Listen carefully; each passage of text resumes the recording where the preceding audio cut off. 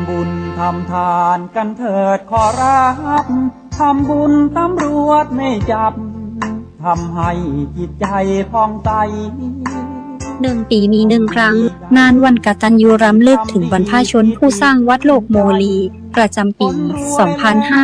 2568 ขอเชิญร่วมบุญเป็นเจ้าภาพแจกข้าวสารจำนวน 100 ตันและร่วมเป็นเจ้าภาพโรงทานในวันที่ 9 ถึงวันที่ 10 เมษายนท่านผู้ใดมีจิตศรัทธาที่จะเป็นเจ้าภาพแจกข้าวสารร่วมบุญได้ที่บัญชีธนาคาร UOB เลขบัญชี906-173-5093 ชื่อบัญชีพระครูไพบูลย์เจติยานุราชหรือสอบถามรายละเอียดได้ที่เบอร์โทรศัพท์ 0636326663 ขออนุโมทนาบุญกับผู้มีจิตศรัทธาทุกท่านนะเจ้าสร้างเหตุจิตใจสูงส่งเพื่อเจือจุนเพื่อกูลเพื่อลาเพื่อปลองทำบุญให้บุญนุนส่งไม่ลงพื้นอเวจี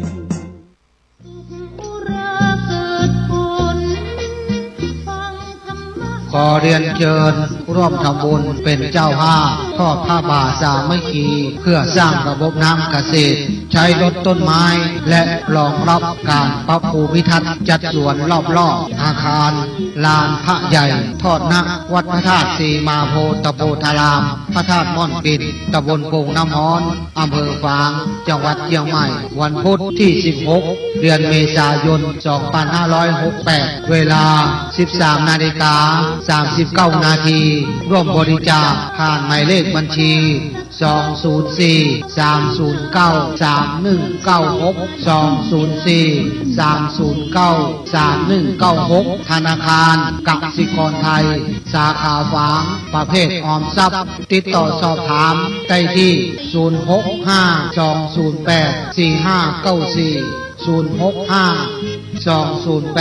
065-208-4594 พระจำเริญโชติธรรมโม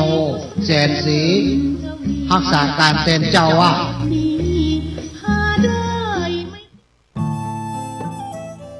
ท่านกำลังติดตามรับฟังสถานีวิทยุกระจายเสียงพระพุทธศาสนาแห่งชาติและสังคมคลื่นเพื่อการศึกษาพระพุทธศาสนาและวัฒนธรรม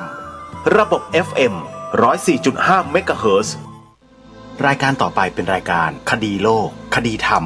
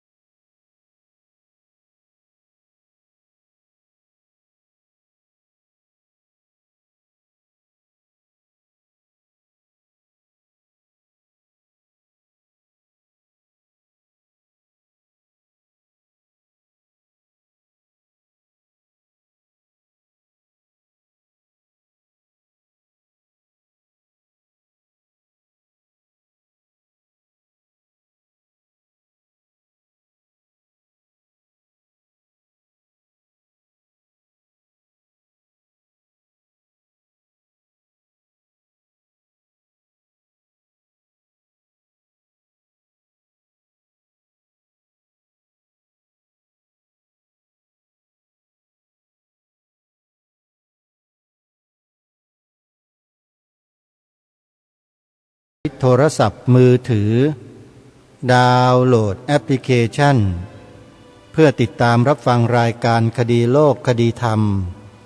และรายการธรรมะอื่นๆได้ตลอด24ชั่วโมง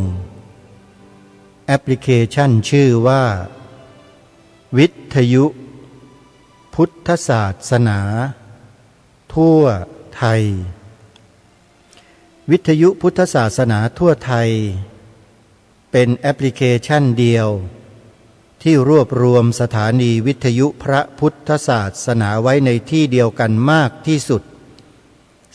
48สถานีออกอากาศสดให้ท่านสาธุชนได้สดับรับฟังธรรมะการแสดงการบรรยายการให้ข้อมูลข่าวสารงานบุญงานกุศลต่างๆได้อย่างทันท่วงทีใครดาวน์โหลดแอปพลิเคชันนี้ไว้ได้แล้วเป็นผู้ที่มีความโชคดีมากเหมือนกับได้พกธรรมะติดตัวไว้ตลอดเพราะโทรศัพท์มือถือจะต้องอยู่กับเราไปตลอดเมื่อเรามีความทุกข์มีความกลัดกลุ้มใจหาทางออกให้กับชีวิตไม่ได้หยิบโทรศัพท์มือถือขึ้นมาเปิดแอปพลิเคชันนี้แล้วเข้าไปฟังธรรมะจะได้อะไรๆเป็นอัศจรรย์และถ้าใครบอกให้ผู้อื่นดาวน์โหลดผู้บอกก็จะได้บุญไปด้วยจึงขอเรียนเชิญสาธุชนได้ช่วยกันเผยแพร่แอปพลิเคชันนี้ให้ทั่วถึงกันนะโยมนะเป็นบุญเป็นกุศลด้วยกันงานบรรพชาสามเณรภาคฤดูร้อนกำลังดำเนินการไปโดยลำดับสาธุชนท่านใดอยู่ใกล้สำนักใดวัดใดที่มีการจัดโครงการอบรมบรรพชาสามเณรภาคฤดูร้อนก็ให้ไปช่วยกันสนับสนุนกันนะโยมนะไม่ว่าจะเป็นวัดป่าหนองโมงบูรพารามอำเภอหนองพอกจังหวัด101วัดศรีอุดมวงศ์อำเภอวังสะพุงจังหวัดเลยวัดป่าจริยธรรมอำเภอนาด้วงจังหวัดเลยวัดสามชุกอำเภอสามชุกจังหวัดสุพรรณบุรีวัดอารามมงคลอำเภอยางตลาดจังหวัดกาฬสินธุ์วัดบ้านปลาคูนอำเภอโพนทรายจังหวัด101วัดฝายหินอำเภอเมืองจังหวัดเชียงใหม่วัดหนองกายอำเภอแม่แตงจังหวัดเชียงใหม่เป็นต้นหรือแม้แต่วัดอื่นๆในทุกๆจังหวัดปีนี้รู้สึกว่าจะหันมาจัดกิจกรรมบรรพชาสามเณรภาคฤดูร้อนกันเพิ่มขึ้นหลายวัดเพราะเนื่องด้วยว่าสังคมปัจจุบันนี้มีเหตุมีปัจจัยหลายประการที่ทำให้ญาติโยมพุทธบริษัทของเราที่มีบุตรหลานที่มีลูก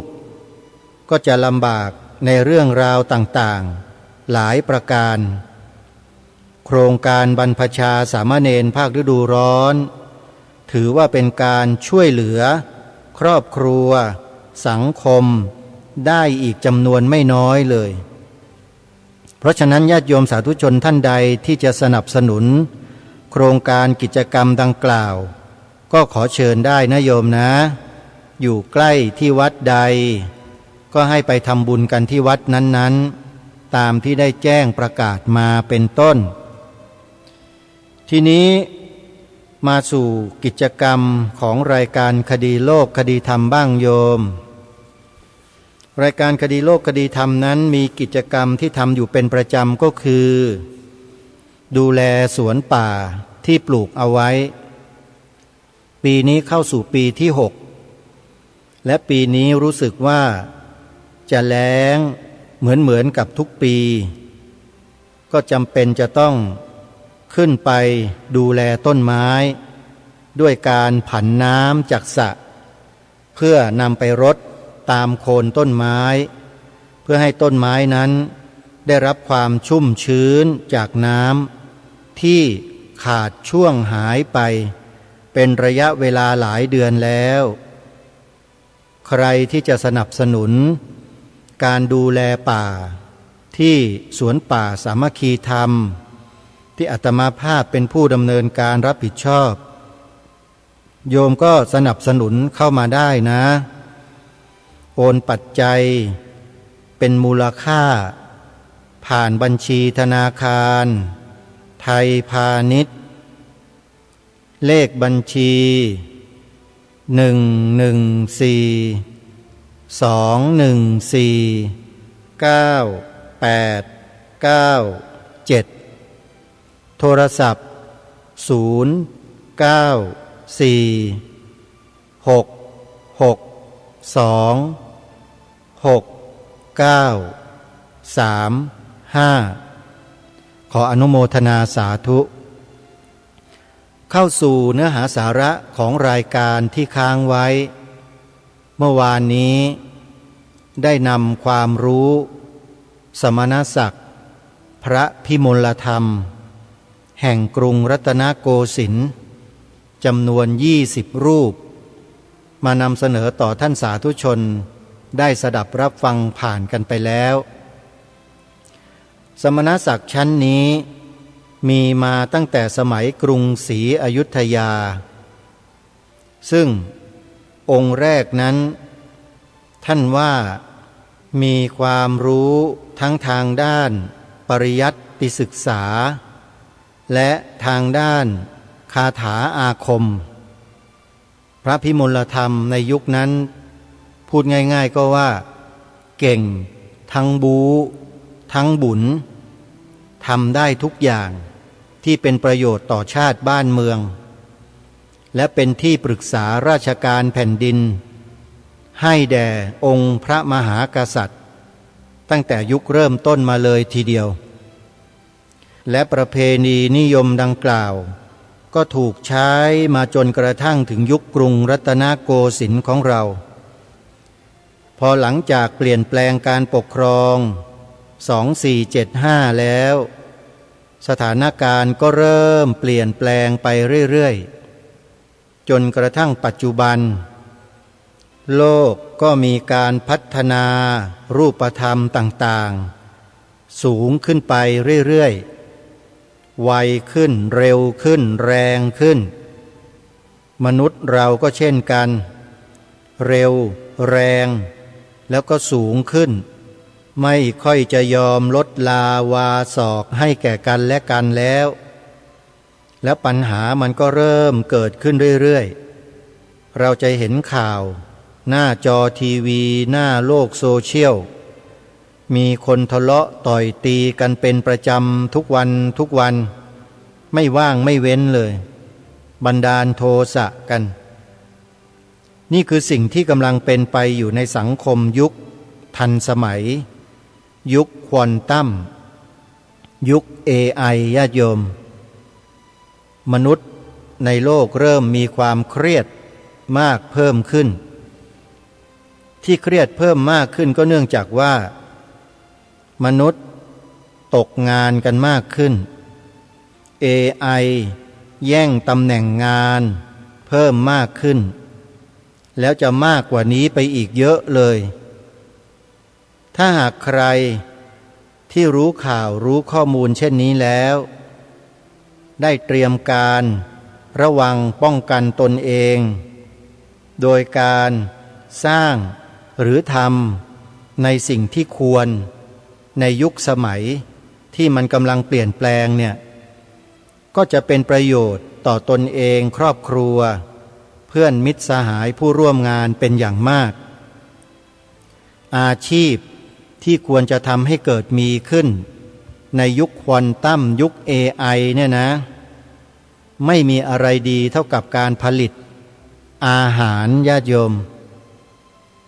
การผลิตอาหารไม่ได้หมายความว่าไปนั่งปรุงอาหารอยู่ในกระทะอยู่ในหม้อแกงไม่ใช่อันนั้นเขาเรียกปรุงอาหารแต่ผลิตอาหารนี่ก็คือปลูกใช้คำนี้เลยรู้จักปลูกพืชพันธุ์ธัญญาหารเพื่อไว้ใช้บริโภคในครัวเรือน และสามารถทำได้กันทุกครัวเรือน ถ้าใครก็ตามครัวเรือนไหนก็ตามมีที่ดินเป็นของตนเองจะไม่อดตายแน่นอนและคนที่อยู่ในระบบของอุตสาหกรรมของเทคโนโลยีระบบการเงินการคลังระบบอะไรต่างๆก็แล้วแต่ที่เกี่ยวกับวัตถุทันสมัยทั้งหลายทั้งปวงเนี่ยถ้าไม่เก่งฉกาจจริงๆก็จะเอาตัวไม่รอดเพราะ AI ทำงานแทนเกือบทั้งหมดอนาคตต้องเป็นเช่นนี้แน่นอนญาติโยมเพราะฉะนั้นถ้าจะเปลี่ยนแปลงชีวิตขอให้เปลี่ยนแปลงโดยทันทีตัดสินใจโดยทันทีอย่ารอช้าใครที่มีชีวิตอยู่ในภาคเกษตรกรรมถือว่าเป็นผู้ที่มีความโชคดีมากๆรอดแน่นอนขอบอกเลยว่ารอดแน่อาตมาภาพเองก็คิดว่าสวนป่าสามัคคีธรรมเนี่ยจะเป็นทางรอดในอนาคตแน่นอนได้เตรียมขุดสระน้ำเอาไว้แล้วเตรียมแปลงเกษตรกรรมเอาไว้แล้วพร้อมที่จะให้ใครก็ตามที่เป็นจิตอาสาเข้าไปทำเข้าไปจัดเข้าไปดูแลแปลงสภาพพื้นดินให้เป็นแปลงเกษตรอินทรีย์ต้องเป็นแปลงเกษตรอินทรีย์เท่านั้นนะเหมือนกับของวัดป่าจริยธรรมนะโยมตัวอย่างสามารถไปศึกษาไปดูงานการเกษตรได้เลยคนดินบันดาลวัดป่าจริยธรรมอำเภอนาด้วงจังหวัดเลยใครต้องการจะไปดูเกษตรแบบครบวงจรตั้งแต่เริ่มผลิตวัตถุดิบที่เป็นธรรมชาติแปลงสภาพให้เป็นอินทรีย์วัตถุหรือปุ๋ยที่มีคุณภาพแล้วก็นำปุ๋ยนั่นแหละไปผสมผสานกับดินแล้วก็ทำแปลงขึ้นมาหว่านเมล็ดพันธุ์ของพืชผักผลไม้ลงไปในแปลง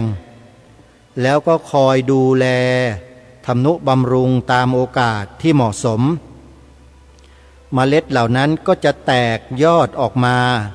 แทงรากลงดินแตกยอดขึ้นบนฟ้าแล้วก็โตวันโตคืนโตวันโตคืนไม่ถึงเดือนโยมได้กินเพียบ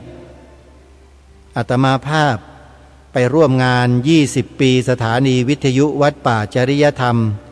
เมื่อวันที่8ที่9กุมภาพันธ์ที่ผ่านมาเนี้ยท่านพระครูจริยสารธรรมท่านพาไปเยี่ยมชมแปลงเกษตรอินทรีย์ของวัดป่าจริยธรรมแต่เช้ามืดเลยพอฟ้าสางขึ้นมานิดเดียวเท่านั้นแหละเห็นผลผลิตของการเกษตรที่วัดป่าจริยธรรมผลิดอกออกผลกันเต็มแปลงเกษตรไปหมดเลยโดยเฉพาะมะเขือเทศที่เขาใช้ไปตำส้มตำกันเนี่ยโยมลูกกำลังพอดีเลยสีแดงสีส้มสีเหลืองสีเขียวเต็มไปหมดเลยเต็มต้นเลยเต็มนั่งร้านเลยเรียกว่าหยิบปุ๊บกินได้ปั๊บโดยไม่ต้องล้างเลยโยมเป็นผลผลิตแบบอินทรีย์100%และณขณะนี้ที่วัดป่าจริยธรรมคนดินบันดาลได้ผลิตปุ๋ยอินทรีย์ระดับพรีเมียมเอาไว้เพื่อบริการแก่ญาติโยมที่ต้องการอาหารของดินชั้นเลิศมีอยู่หลายกระสอบเลยตอนนี้เป็นร้อยเลยถ้าใครต้องการนะโยมให้ติดต่อไปที่วัดป่าจริยธรรมได้เลยเข้าไปดูรายละเอียดที่เพจคนดินบันดาลใครเล่นเฟซบุ๊กนะให้ไปพิมพ์หาชื่อคนดินบันดาลแล้วเข้าไปดูเบอร์โทรศัพท์ติดต่อกับผู้ผลิต คนดินบันดาลโดยตรงเลยโยมเข้าไปดูนะรายละเอียดที่เขาทำการสาธิตแปลงเกษตรตั้งแต่เริ่มต้นทำปุ๋ยอินทรีย์ทำน้ำหมักทำเอนไซม์ทำอะไรต่อไม่อะไรที่เป็นประโยชน์ต่อพืชโยมเขาได้ทำการสาธิตแล้วก็ได้ผลิตเนื้อหาแชร์ออกไปทาง YouTube ทาง TikTok ทาง Facebook อะไรต่างๆเนี่ยโยมก็สามารถเข้าไปดูกันได้ศึกษาหาความรู้กันนะฮะหรือถ้าใครจะถามเรื่องราวต่างๆเกี่ยวกับทางวัดป่าจริยธรรมโดยตรงก็โทรไปที่เบอร์เจ้าอาวาสเลยนะ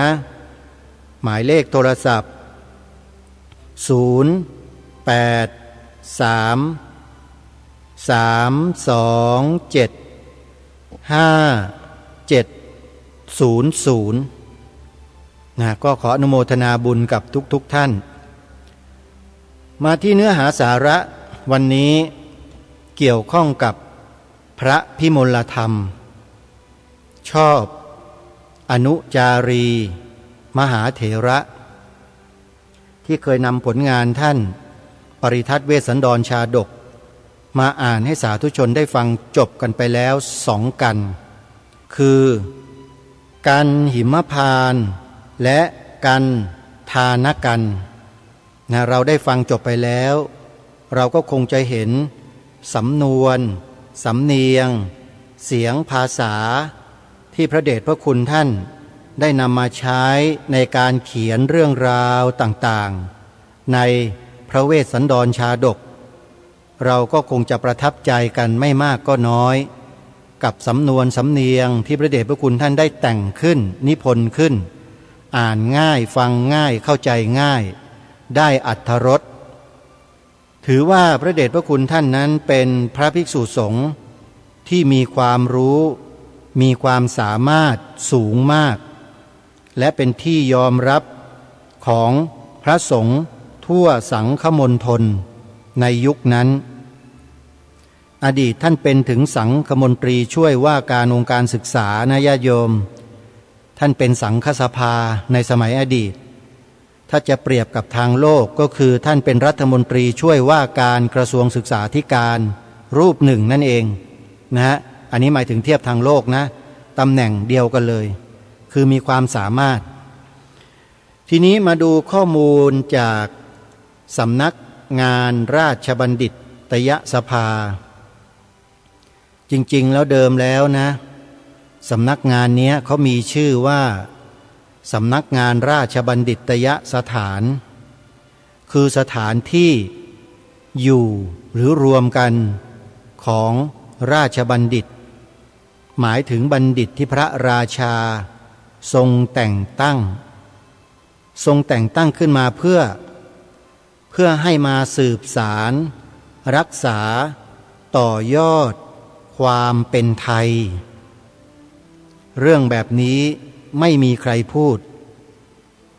ราชบัณฑิตยสถานคือชื่อที่พระบาทสมเด็จพระเจ้าอยู่หัวรัชกาลที่9ได้ทรงตั้งขึ้น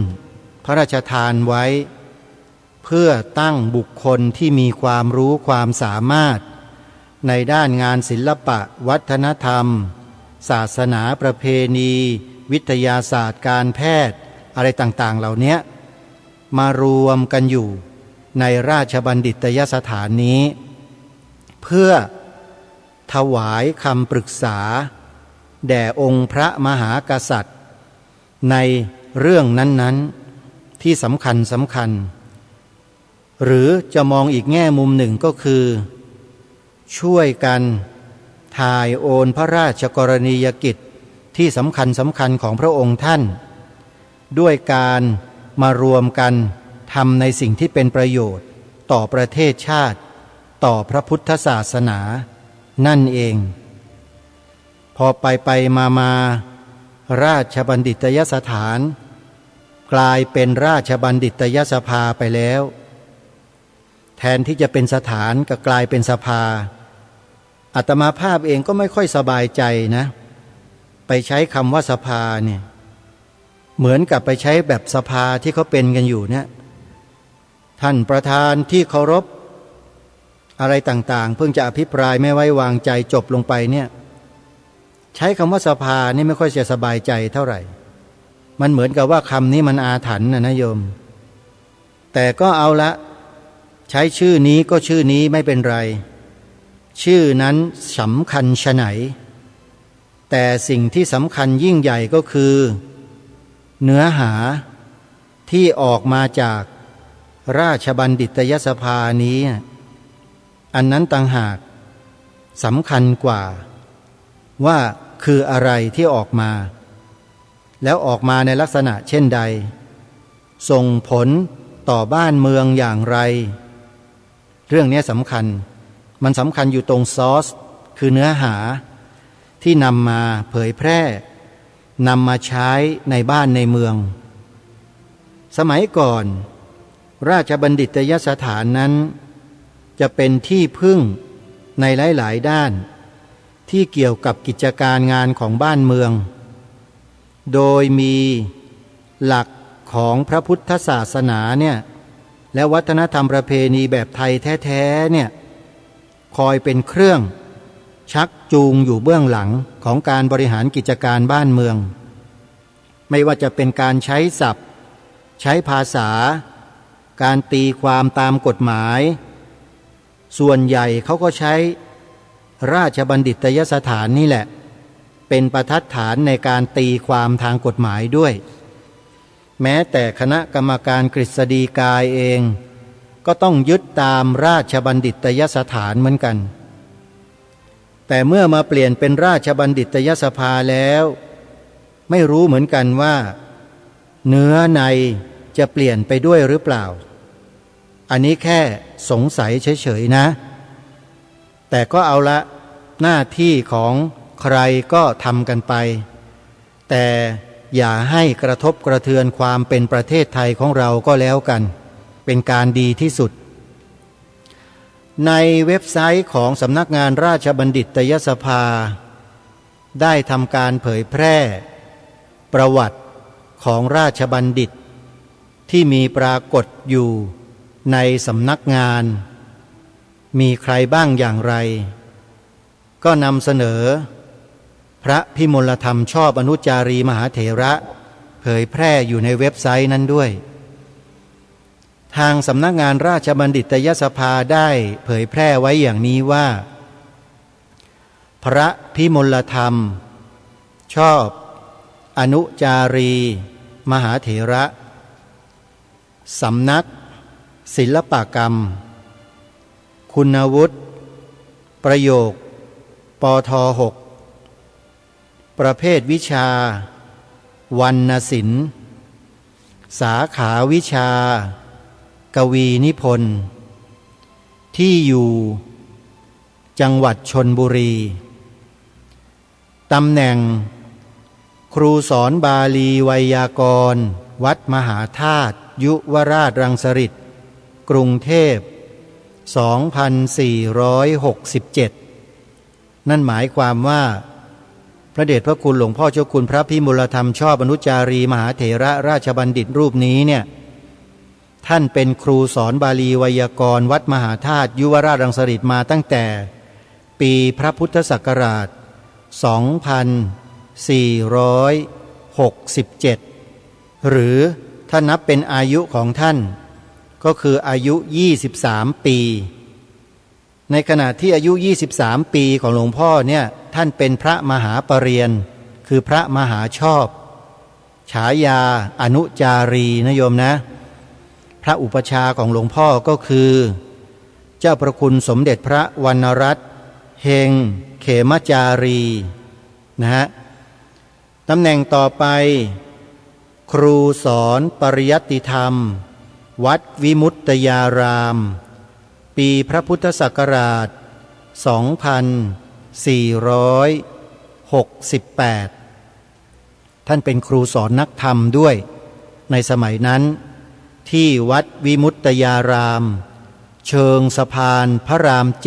7หรือสะพานพระราม6สมัยนั้นนะพระราม7ยังไม่มีตำแหน่งต่อมาเป็นครูสอนปริยัติธรรมวัดบางโคล่นอก กรรมการตรวจทำสนามหลวงปีพระพุทธศักราช 2471 ในปี 2471 พระเดชพระคุณหลวงพ่อเป็นครูสอนพระปริยัติธรรมวัดบางโคร่นอก และก็เป็นกรรมการตรวจทำสนามหลวงด้วยต่อมาปีพระพุทธศักราช 2473 ถึง 2474 เป็นครูสอนพระปริยัติธรรมที่วัดคลองเตยในต่อมาปีพระพุทธศักราช 2475 เป็นครูสอนบาลีณวัดราชบำรุงจังหวัดชลบุรีปีพระพุทธศักราช 2483 เป็นกรรมการตรวจชำระพระไตรปิฎกฉบับแปลฉบับสยามรัฐนะโยมนะต่อมาปีพระพุทธศักราช 2491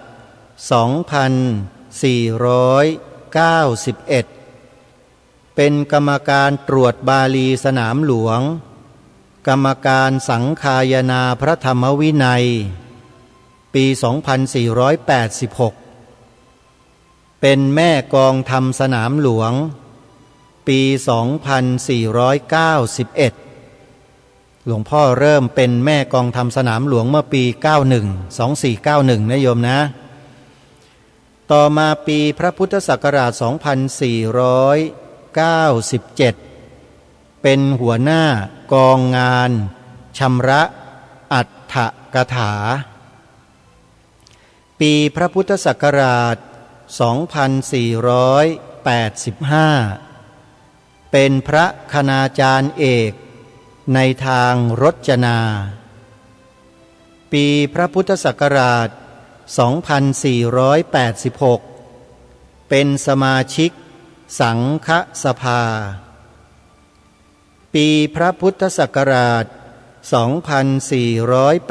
2486 เป็นเจ้าคณะตรวจการผู้ช่วยภาคบูรพาในวงเล็บภาคหนึ่งขณะนั้นมีเพียง5 ภาควงเล็บปิดและเป็นเจ้าคณะจังหวัดชลบุรีปีพระพุทธศักราช 2488 เป็นพระอุปัชฌาย์ปีพระพุทธศักราช 2491 เป็นสังฆมนตรีช่วยว่าการองค์การศึกษาปีพระพุทธศักราช 2494 เป็นกรรมการบริหารคณะสงฆ์ไทยเป็นเจ้าคณะตรวจการภาค 9ในวงเล็บขยายออกเป็น9 ภาควงเล็บปิดเจ้าคณะตรวจการภาค 2ในวงเล็บย้ายจากการเป็นเจ้าคณะตรวจการภาค 9วงเล็บปิดและในปีพระพุทธศักราช 2501 เป็นเจ้าอาวาสวัดราชบำรุงอำเภอเมืองจังหวัดชลบุรีและเป็นเจ้าคณะจังหวัดชลบุรีต่อมาผลงานสำคัญของท่านเป็นกรรมการตรวจประโยคนักธรรมและบาลีสนามหลวงเป็นกรรมการตรวจสำนวนพระไตรปิฎกภาษาไทยฉบับในพระบรมราชูปถัมภ์เป็นประธานกรรมการชำระอรรถกถาภาษาบาลีและเป็นผู้ชำระฎีกากังขาวิตรณี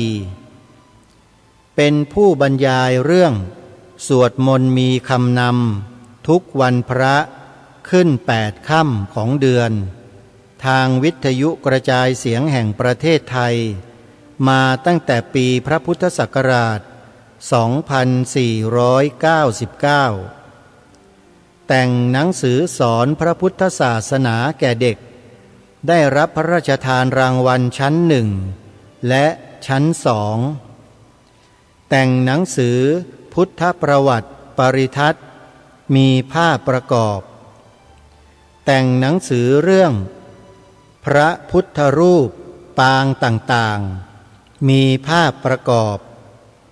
แต่งตำนานพระสาวกแต่งเรื่องปริทัศน์มหาเวสสันดรชาดกแต่งเรื่องเมื่อเราบวชแต่งเรื่องคำสั่งของพ่อเป็นกรรมการสภาการศึกษาของคณะสงฆ์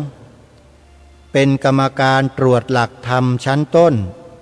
หนังสือสอนพระพุทธศาสนาแก่เด็กของราชบัณฑิตยสถานตั้งแต่ปีพระพุทธศักราช 2500 นี่เป็นบทความที่ทางสำนักงานราชบัณฑิตยสภาได้พิมพ์เผยแพร่ในโซเชียลใครที่ต้องการจะเข้าไปดูรายละเอียดสามารถพิมพ์เข้าไปใน Google ได้ว่าพระพิมลธรรมชอบอนุจารีมหาเถระสำนักงานราชบัณฑิตยสภาก็จะไปพบข้อมูลดังกล่าวเหล่านี้นะโยมนะนี่คือผลงานคร่าวๆที่ทางราชบัณฑิตยสภาได้นำมาเผยแพร่ให้พวกเราได้ศึกษาเรียนรู้ในองค์ของท่านกันเดี๋ยวจะมีประวัติโดยละเอียด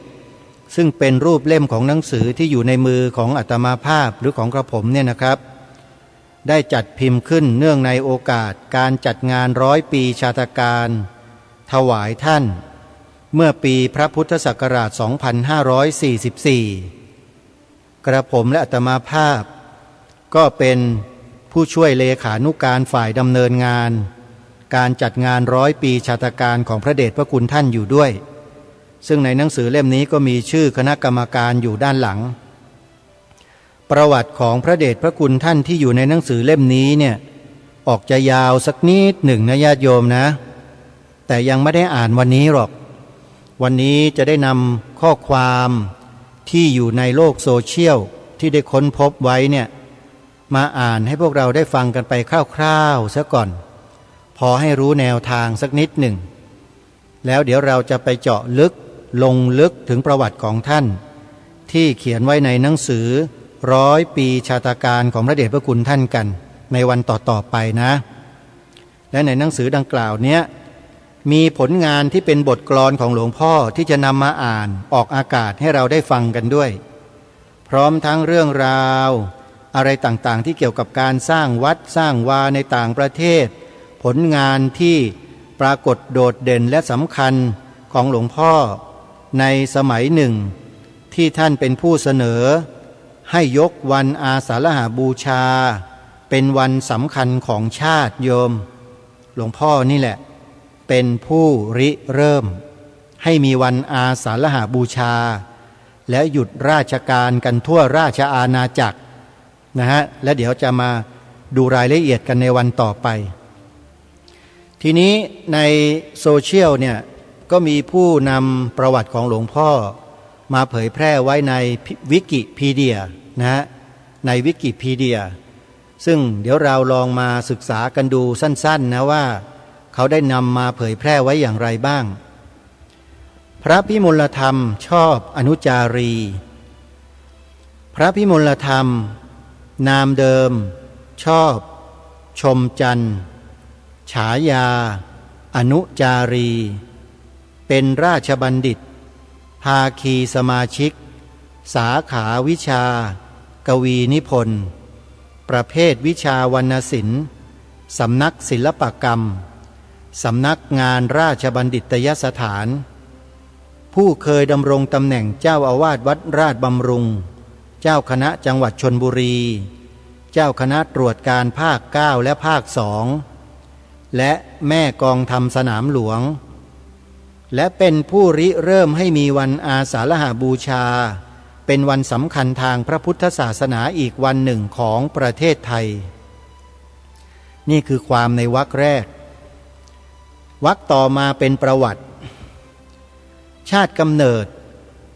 พระพิมลธรรม เกิดเมื่อวันอาทิตย์ที่ 23 มีนาคม พระพุทธศักราช 2444 ตรงกับวันขึ้น15 ค่ำ เดือน 4 ปีฉลู เวลา 24 นาฬิกา เป็นบุตรคนที่3ในจำนวน6 คนของนายชมและนางจันพยอม ชาติภูมิอยู่ในตลาดเมืองเก่าอำเภอพนัสนิคมจังหวัดชลบุรี ท่านเริ่มศึกษากับยายช้อยแล้วเข้าศึกษาที่วัดพลับจบการศึกษาการอุปสมบทพระพิมลธรรมได้บรรพชาเป็นสามเณรเมื่อปีพระพุทธศักราช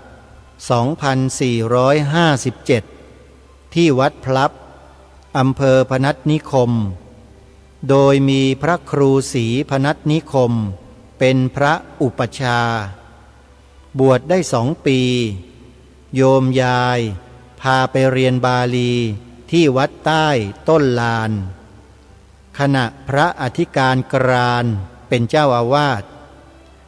ลุถึงปีพระพุทธศักราช 2461 เจ้าอาวาส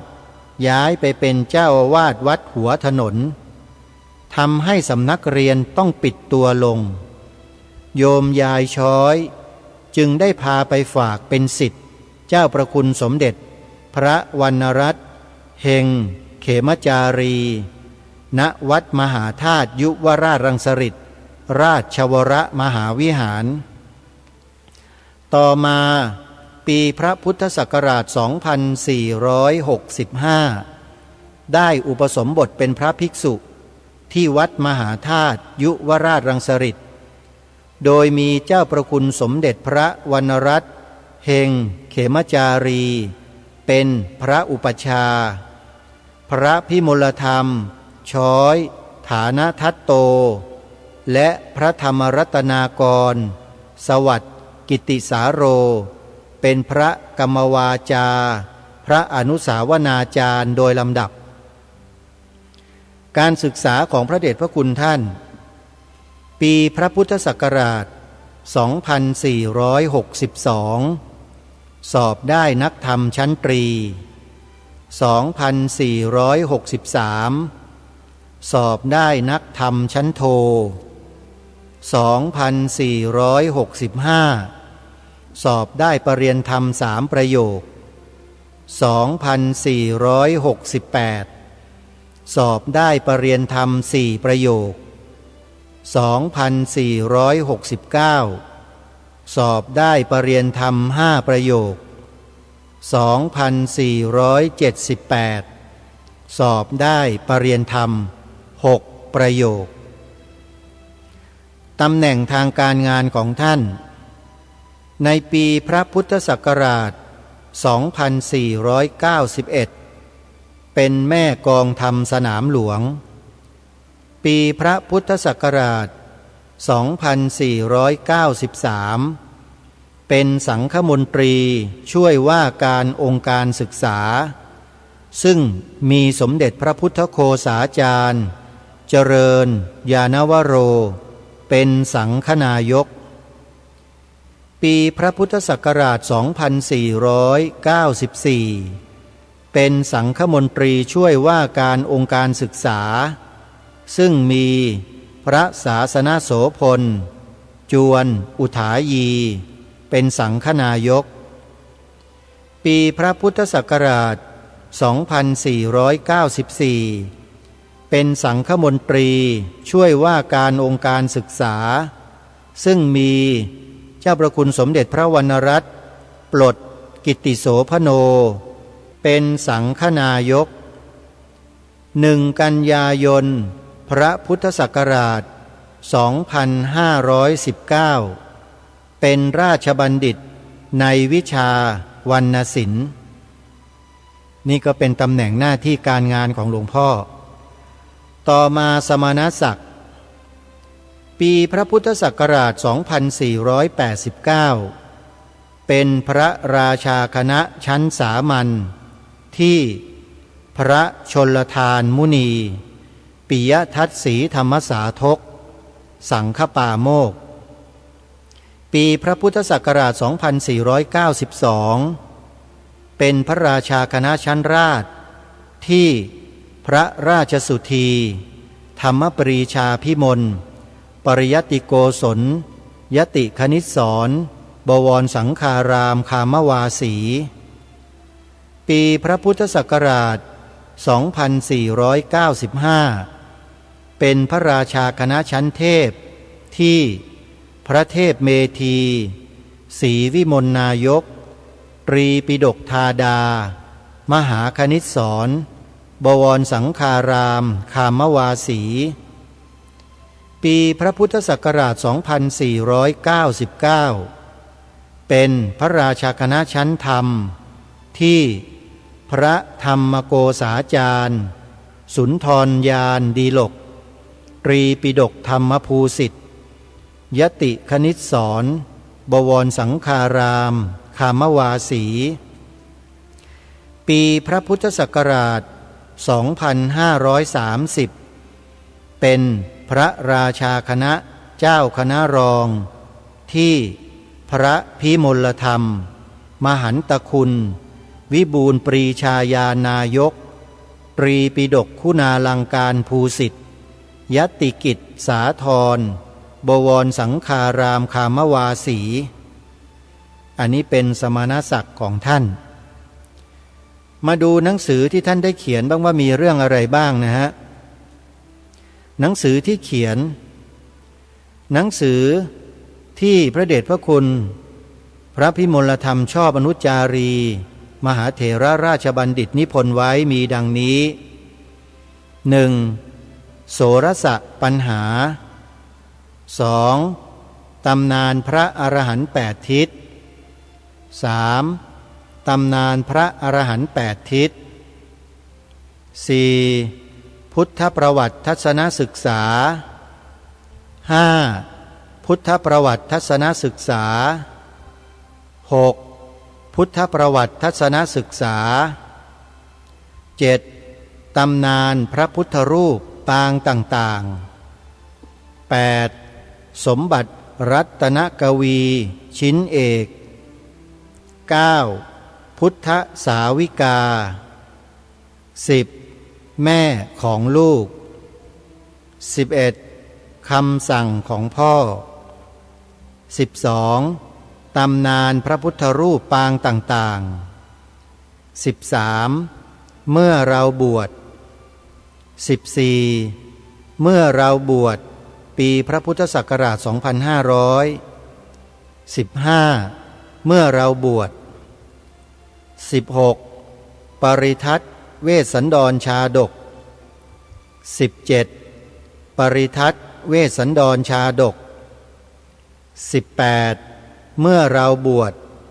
ในวงเล็บเรื่องราวน่ารู้ทางพุทธศาสนา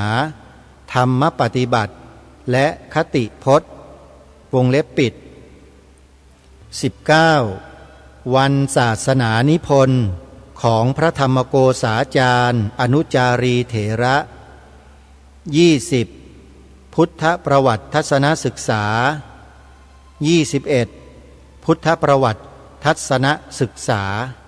นี่เป็นผลงานนิพนธ์ของหลวงพ่อทั้งหมดหลวงพ่อมรณภาพเมื่อวันที่ 24 พฤศจิกายนพระพุทธศักราช 2535 เวลา 13:40 นาทีสิริอายุได้ 91 ปี 243 วันมีพิธีพระราชทานเพลิงศพเมื่อวันที่ 29 กรกฎาคมพระพุทธศักราช 2536 ณ เมนหลวงหน้าพระพลาอิสริยาภรณ์วัดเทพศิรินทราวาสก็เป็นอันจบตำนานของพระสงฆ์รูปหนึ่งที่มีความรู้ความสามารถเป็นผู้บริหารกิจการคณะสงฆ์ด้านการศึกษาของสงฆ์มายาวนานมากในฐานะที่อาตมาภาพเป็นลูกศิษย์คนหนึ่งของท่านขอเทิดทูนบูชาคุณของพระเดชพระคุณหลวงพ่อ ให้เป็นที่ปรากฏ ผลงานต่างๆของหลวงพ่อจะได้ถูกนำเสนอในโอกาสต่อไปท่านผู้ฟังวันนี้เวลาของรายการหมดลงแล้วต้องขอสมมุติยุติรายการไว้แต่เพียงเท่านี้พบกับรายการได้ใหม่ในวันต่อไปขอความสุขความสวัสดีในธรรมแห่งองค์สมเด็จพระบรมศาสดาสัมมาสัมพุทธเจ้าจงปรากฏเกิดมีขึ้นในจิตใจของท่านผู้ฟังทุกท่านทุกคนเทอญขอเจริญพร